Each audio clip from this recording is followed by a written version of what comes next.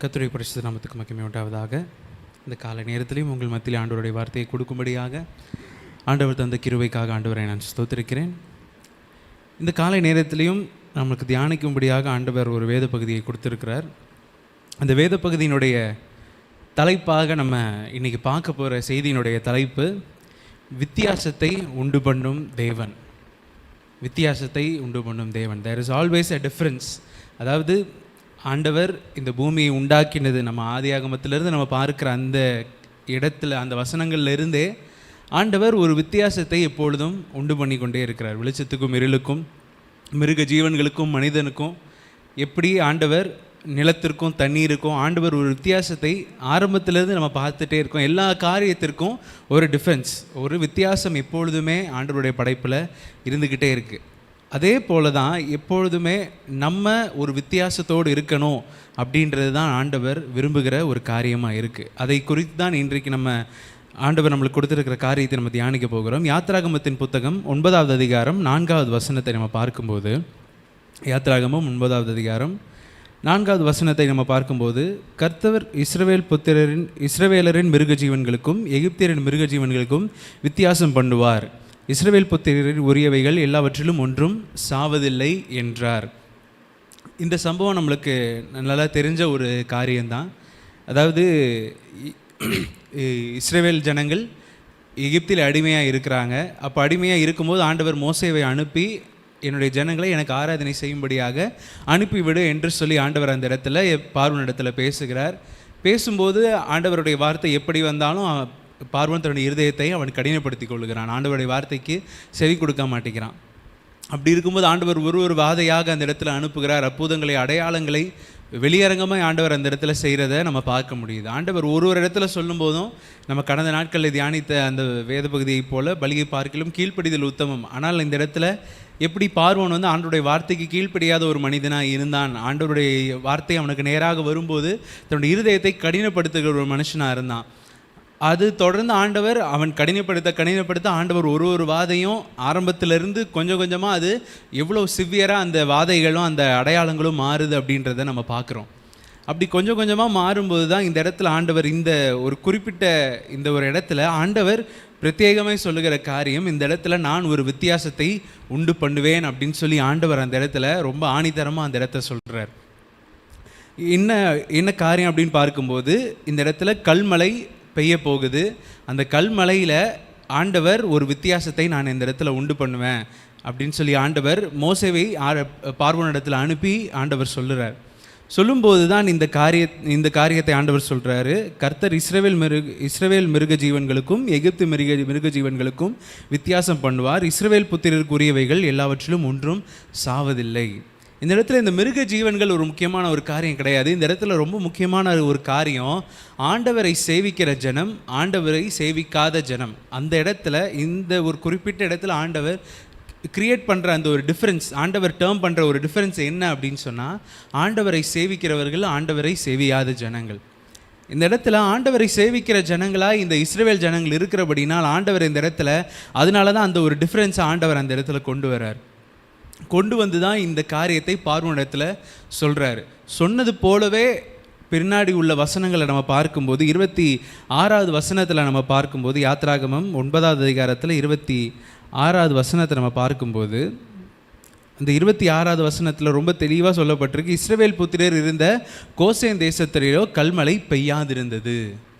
அப்போ பார்க்குறோம் ஆண்டவர் இந்த இடத்துல ஒரு வித்தியாசத்தை உண்டு பண்ணுறாரு. அவரை சேவிக்கிற அந்த ஜனங்களுக்கு ஆண்டவர் ஒரு விசேஷித்த ஒரு பாதுகாப்பை அந்த இடத்துல கொடுக்குறாரு.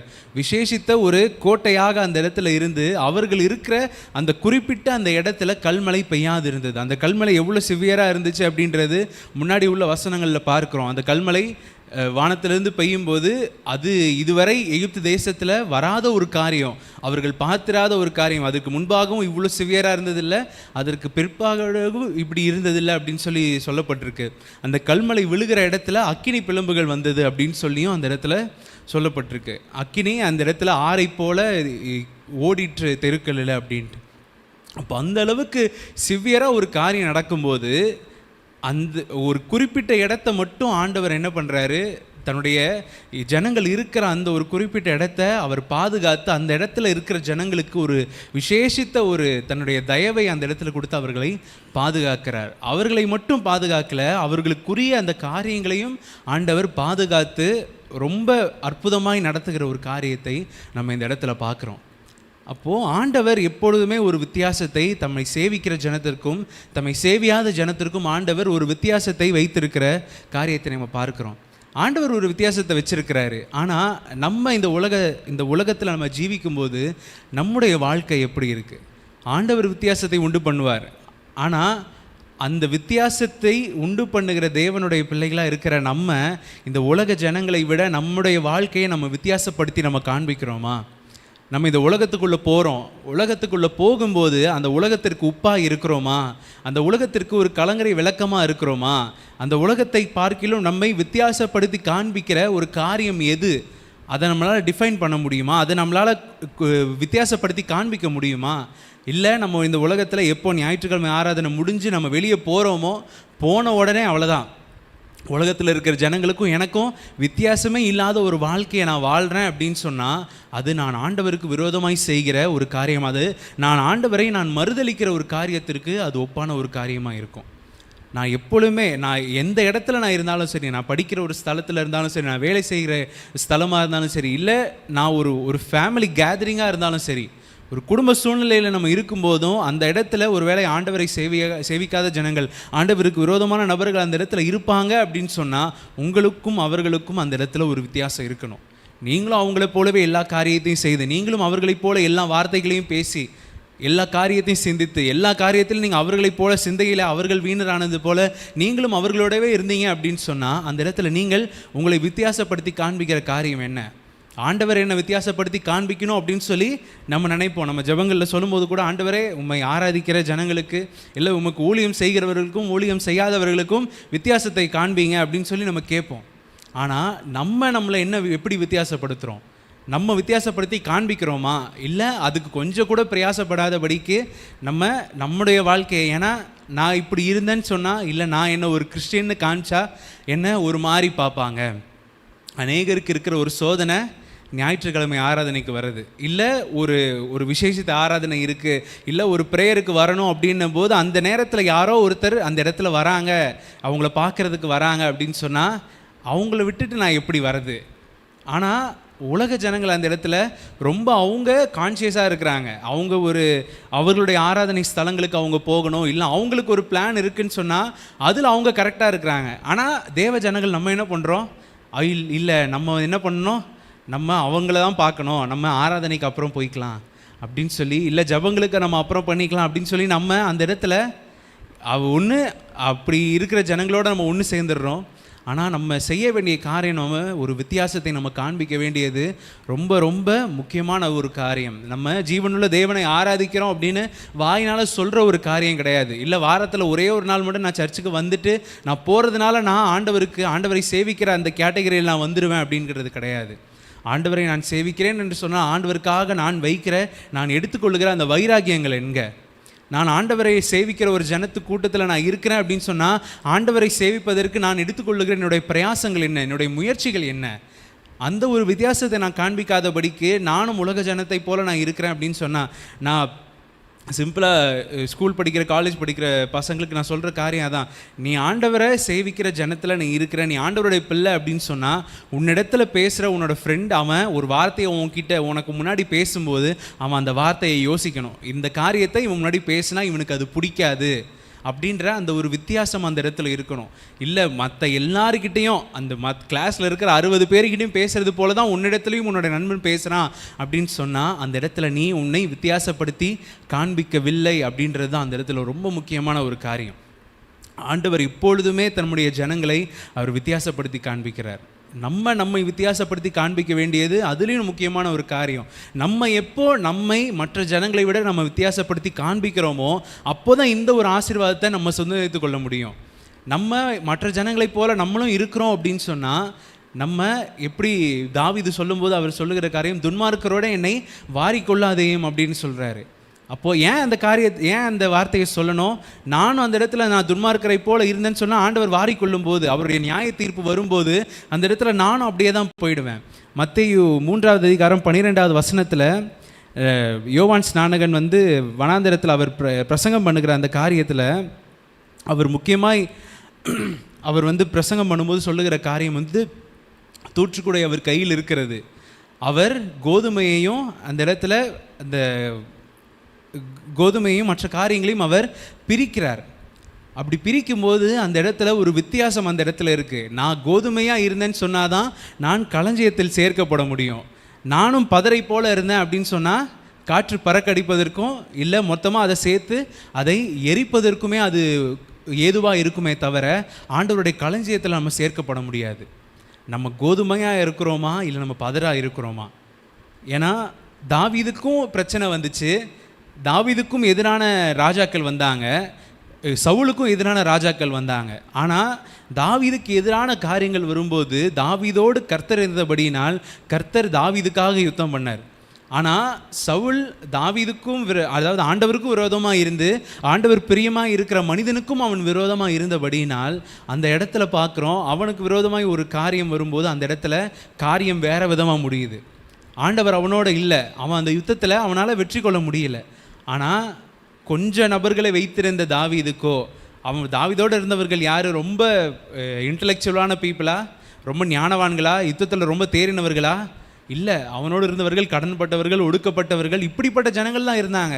ஆனால் அவனுக்கு விரோதமாய் ஒரு காரியம் வரும்போது ஆண்டவர் அவனோடு இருந்தபடியினால் அந்த இடத்துல ஒரு மீட்பையும் ஒரு ரட்சிப்பையும் அவனுக்கு ஆண்டவர் கொடுக்கிறார். ஆனால் ஆண்டவருக்கு பிரியமில்லாத ஒரு சவுலுடைய வாழ்க்கையில் பார்க்கும்போது அந்த வித்தியாசம் இல்லை. எப்படி ஆண்டவர் தமக்கு விரோதமாக இருக்கிற ராஜாக்களை அழித்து போடுவாரோ அதே போல தான் சவுல் அந்த இடத்துல மாண்டு போகிறான்.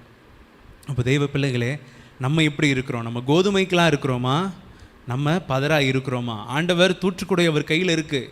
கடைசி நாட்களுக்குள்ளாக நம்ம இருக்கிறோம். ஆண்டவர் அநேக வித்தியாசப்படுத்துகிற காரியத்தை ஆண்டவர் செய்து கொண்டிருக்கிறார். காலம் இன்னும் பொல்லாத காலங்கள் வரும். ஆண்டவரை சேவிக்கிற ஜனங்கள் இன்னும் கொடுமைப்படுத்தப்படுவார்கள். இன்னும் விரோதமான காரியங்கள் நமக்கு நடக்கும். என் நிமித்தம் நீங்கள் எல்லாராலும் பகைக்கப்படுவீர்கள் என்று சொல்லப்பட்ட அந்த வசனம் இன்னும் நிறைவேறுகிற காலத்தில் நம்ம இருக்கிறோம். அப்படி இருக்கும்போது நான் ஆண்டவருக்காக நான் ஒரு வைராகியத்தை நான் எடுத்தால் மட்டும்தான், நான் ஆண்டவருக்காக என்னை நான் இந்த உலகத்தில் வித்தியாசப்படுத்தி காண்பித்தால் மட்டுமே நான் அந்த கோதுமையில் நான் சேர்க்கப்பட முடியும். இல்லை, ஐயோ இந்த உலகத்தில் பிரச்சனையாயிடும், நான் வேலை செய்கிற ஸ்தலத்தில் என்னை ஒரு மாதிரி பார்ப்பாங்க, நான் படிக்கிற ஸ்தலத்தில் என்னை ஒரு மாதிரி என்னை கிண்டல் பண்ணுவாங்க அப்படின்னு சொல்லி நானும் உலக ஜனத்தை போல நான் இருந்தேன் அப்படின்னு சொன்னால் ஆண்டவருடைய நியாய தீர்ப்பு வரும்போது தூற்றுக்குடையில் அவர் அந்த காரியத்தை அந்த கிளென்சிங் அந்த இடத்துல நடக்கும்போது நான் கோதுமையாக இருந்தால் மட்டும்தான் களஞ்சியத்தில் சேர்க்கப்பட முடியும். நான் கோதுமையாக இருந்தால் மட்டும்தான், நான் நீதிமானாக இருந்தால் மட்டும்தான், நான் ஆண்டவரை சேவிக்கிற அந்த கூட்டத்தில் நான் இருந்தால் மட்டுமே நான் பரலோகத்தில் ஆண்டவரோடு சேர்க்கப்பட முடியும். நானும் உலக ஜனத்தை போல நானும் துன்மார்க்கமாய் வாழ்ந்து பாவத்திலே ஜீவித்து என்னுடைய சிந்தையில் வீணராகி வார்த்தைகளை வீணராகி எல்லா காரியத்தையும் உலக ஜனங்களைப் போல ஆண்டவருக்கு பிரியமில்லாத ஜனத்தை போலவே நான் செய்து கொண்டிருந்தேன் என்று சொன்னால் அந்த இடத்துல அவர்களுக்கும் எனக்கும் வித்தியாசம் இருக்காது. அப்பொழுது நானும் துன்மார்க்கரோட வாரிக்கொள்ளப்பட வேண்டிய ஒரு சூழ்நிலையில் நான் நிற்க வேண்டிய ஒரு நிலைமை ஆகிடும். அப்படி இல்லாதபடிக்கு நம்ம ஆண்டவர் வித்தியாசத்தை உண்டு பண்ணுவார். ஆண்டவர் மற்ற உலக ஜனங்களை பார்க்கலும் என்னை ஆண்டவர் விசேஷித்தவனாக தான் பிரித்தெடுத்திருக்கிறார். ஆண்டவர் அந்த வார்த்தையை அதான் ஆண்டவர் பிரித்தெடுத்திருக்கிறார். உலகத்தை விட நம்மளை பிரித்து தனியாக ஸ்ப்ளிட் பண்ணிட்டார். ஆனால் அந்த ஸ்ப்ளிட் பண்ண கூட்டத்தில் நான் ஆண்டவரை சேவிக்கிற கூட்டத்தில் இருக்கிறேன்னா இல்லை மறுபடியும் அந்த பழைய கூட்டத்திலே நான் சேர்றதுக்கு நான் என்னுடைய பிரயாசங்கள் இருக்கா? அது நம்ம இந்த காலை நேரத்தில் நம்ம தியானிக்க வேண்டியது ரொம்பவே முக்கியமான ஒரு காரியம். நாளைய தினத்தில் நம்ம ஆண்டவருடைய ஓய்வு நாளை நம்ம சேவிக்க போகிறோம். நம்ம ஆண்டவருடைய ஆலயத்திற்கு வரும்போது நான் ஆண்டவரோடு ஐக்கியப்பட்டிருக்கிற ஒரு ஜனமாக இருக்கணும். நான் ஆண்டவருடைய ஸ்தலத்திற்கு நான் ஆண்டவரை என்னுடைய முதல் ஸ்தோத்திர பலியை நான் ஏறெடுக்கும் போதே ஆண்டவருடைய பிரசன்னத்தை உணர்கிற ஒரு ஜனமாக இருக்கணும், ஒரு மனிதனாக இருக்கணும். ரொம்ப நேரம் ஆராதித்த பிறகு ஒரு 1/2 மணி நேரம் 3/4 மணி நேரம் 1 மணி நேரம் போன பிறகு தான் ஆண்டவருடைய பிரசன்னத்தை உணர முடியுது அப்படின்றது கிடையாது. நான் நம்ம எந்த இடத்துல நம்ம ஆண்டவரை துதிக்கிறோமோ அந்த இடத்துல அவர் பிரசன்னராக இருக்கிறார். ஆனால் அந்த பிரசன்னத்தை உணர்கிற இடத்துல நான் இருக்கிறேனா அப்படின்றத நம்ம ரொம்ப யோசித்து பார்க்கணும். நம்ம கோதுமைக்கெல்லாம் இருக்கிறோமா, நம்ம பதராக இருக்கிறோமா? கோதுமைகளாக இருந்தோம் என்று சொன்னால் நம்ம ஆண்டவருடைய களஞ்சியத்தில் சேர்க்கப்படுவோம். பதராக இருந்தோம் என்று சொன்னால் காற்றினால் பறக்கடிக்கப்படவும் அக்கினினால் சுட்டரிக்கவே நம்முடைய வாழ்க்கை பிரித்தெடுக்கப்படும். நம்ம அந்த காரியத்தை நம்முடைய இருதயத்தில் நம்ம தியானித்துக்கொள்வோம். நம்ம கண்களை மூடி நம்ம ஜெபிக்கலாம். ஸ்தோத்திரிக்கிறோம் ஆண்டவரை, துதிக்கிறோம் அப்பா, எங்களை அதிகமாக நேசிக்கிறோம் பரலோக பிதாவே. ஆண்டவரே, இந்த காலை நேரத்தில் ஆண்டவரே உம்முடைய வார்த்தைகளை நீர் எங்களுக்கு கொடுத்ததற்காக உமக்கு நாங்கள் நன்றி செலுத்துகிறோம். ஆண்டவரே ஸ்தோத்திரம், உடைய கோதுமைகளை ஆண்டவரை தூற்றுக்கூட உடைய கையில் இருக்கிறது. நீர் கோதுமைகளை உடைய களஞ்சியத்தில் சேர்த்து வைக்கிறீர். பதரையோ காற்றினால் பறக்கடிக்கப்படுவதற்கும் அக்கினியினால் சுட்டரிக்கப்படுவோமே நீர் ஆண்டவரை நியமித்து வைத்திருக்கிறீர். நாங்கள் எந்த ஜனமாய் இருக்கிறோம் ஆண்டவரே? உம்மை சேவிக்கிற ஜனமாய் நாங்கள் இருக்கிறோமா ஆண்டவரே? ஸ்தோத்திரம். இல்லை என்றால் ஆண்டவரே உலக ஜனத்திற்கும் எங்களுக்கும் ஒரு வித்தியாசம் இல்லாத ஒரு வாழ்க்கை நாங்கள் வாழ்ந்து கொண்டு இருக்கிறோமா ஆண்டவரே? அதை எங்களுக்கு உணர்த்துங்க தகப்பனே. ஆண்டவரே ஸ்தோத்திரம், நாங்கள் ஆண்டவரை உம்முடைய ஜனமாய் இருந்தோம் என்று சொன்னால் ஆண்டவரே நீர் எங்களுக்கு எங்களுடைய எஜமானாய் நீர் இருந்தீர் என்று சொன்னால் ஆண்டவரே உமக்கேற்ற கனத்தை நாங்கள் கொடுக்க, உமக்கேற்ற ஆராதனை நாங்கள் செலுத்துவதற்கு ஆண்டவரே, உமக்கென்று நாங்கள் வைராக்கியமாக இந்த உலகத்தில் ஜீவிப்பதற்கு ஆண்டவரே எங்களுக்கு கிருபை செய்யுங்க ராஜா. ஆண்டவரே, இந்த காலை நேரத்தில் நம்முடைய பிள்ளைகளோடு நீங்கள் பேசி இருக்கிறீங்களே ஆண்டவரே, அந்த வித்தியாசத்தை தங்களுடைய வாழ்க்கையில் அவர்கள் காண்பிப்பதற்கான கிருபைகளை தாங்க தகப்பனே. ஆண்டவரே ஸ்தோத்திரம் ஸ்தோத்திரம் அப்பா. உலக ஜனங்களைப் போல நாங்களும் ஜீவித்து ஆண்டவரே அவர்களைப் போல நாங்களும் ஆண்டவரே நரகத்திற்கு நேராக நாங்கள் செல்லாதபடிக்கு ஆண்டவரே ஸ்தோத்திரம் பரலோகத்துக்கு வர வேண்டும் என்று ஆண்டவரே நீர் எங்களை பிரித்தெடுத்திருக்கிறீர், எங்களை நியமித்து வைத்திருக்கிறீர் என்று சொன்னால் ஆண்டவரே அதற்கேற்ற ஜனமாய் நாங்கள் வாழ்வதற்கு ஆண்டவரே உம்மை சேவித்து உம்மை ஆராதித்து எங்களுடைய முழு இருதயத்தோடு முழு ஆத்மாவோடு ஆண்டவரே ஸ்தோத்திரம் உண்மையில் நாங்கள் அன்பு கூறுவதற்கு எங்களுக்கு கிருபை தரும்படியாக உம்முடைய கரத்தில் ஒப்புக் கொடுக்கிறோம் தகப்பனே.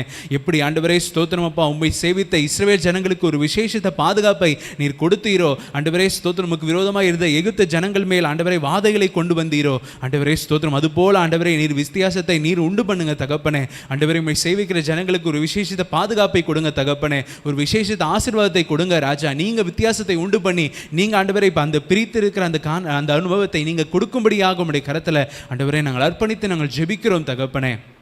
ஆண்டவரே, நாங்களும் கோதுமை மணிக்களாக இருக்க எங்களுக்கு கிருபைகளை தாங்க தகப்பனே. உம்முடைய களஞ்சியங்களை சேர்க்கப்படுவதற்கு நாங்கள் தகுதியுள்ளவர்களாக நாங்கள் இருக்கும்படியாக இந்த காலை நேரத்தில் ஒரு விசையாக எங்களை சுத்தப்படுத்தி எங்களை நீர்தாமே ஆசீர்வதிக்கும்படியாக உம்முடைய கரத்தில் எங்களை ஒப்புக் கொடுக்கிறோம் தகப்பனே. ஆண்டவரே ஸ்தோத்திரம், இந்த காலை நேரத்தில் உம்மை துதிக்க உம்மை ஆராதிக்க உம்முடைய வார்த்தைகளை கேட்கும்படியாக உம்முடைய சமூகத்தில் வந்து அமர்ந்திருந்த பிள்ளைகளை நீங்கள் ஆசீர்வதிங்க தகப்பனே. இன்றைய நாளைக்கு தேவையான எல்லா கிருபைகளை வல்லமைகளை வரங்களை உம்முடைய பிள்ளைகளுக்கு நீங்கள் தாங்க ராஜா. ஆண்டவரே ஸ்தோத்திரம் ஸ்தோத்திரம். இன்றைய முழுவதும் ஆண்டவர் அவருடைய போகையிலும் வருகையிலும் உம்முடைய கிருபையின் கரம் அவர்களோடு இருக்கட்டும் அப்பா. ஆண்டவரே ஸ்தோத்திரம், நாளை தினத்தில் ஞாயிற்றுக்கிழமை ஆராதனைக்கு அவர்கள் வந்து கலந்து கொள்வதற்கு கிருபைகளை தாங்க. உம்முடைய பிரசனத்தை ஆண்டவரே உம்முடைய பிரசனத்தில் முழுவதும் நிரப்பப்பட்ட பிள்ளைகளாக இருக்கும்படியாக நீர்தாமே அவர்களை ஆசீர்வதிக்கும்படியாக உம்முடைய கரத்தில் ஒப்புக் கொடுக்கிறோம் அப்பா.